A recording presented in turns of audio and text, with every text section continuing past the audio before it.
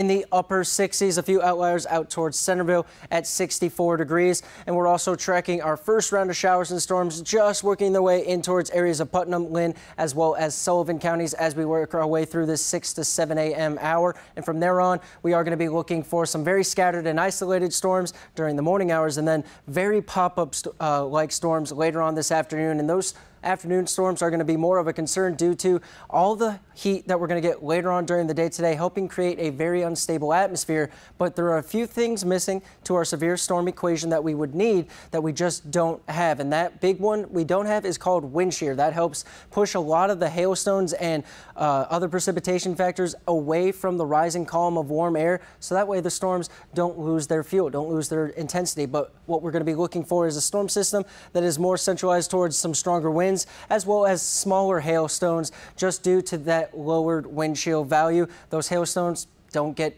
hung up in the air for as long, so they can't grow as big, and they end up falling down as just some smaller hail for the area. But temperatures are going to get very mild this afternoon, reaching our way back up towards the mid and even in towards the upper 80s. We do see the storm potential picking up very early this morning, so our model is running a little bit drier in these morning hours compared to what's actually going on in the atmosphere. But it is, I like showing a good chunk of what's expected later on this afternoon. But these are also very pop-up, very isolated and scattered. And a few of our other models are really highlighting areas out east along the Mississippi River and farther off to the east for better convection, more instability, and better odds of seeing some stronger storms develop. And that's also going to include areas well off towards our north, in towards the Des Moines County area and extending in towards northern Iowa. But we are looking at this track of storms diving on down into the area with a couple very active cells just prior to sundown. But watch what happens as we get to sundown and head through those next few hours.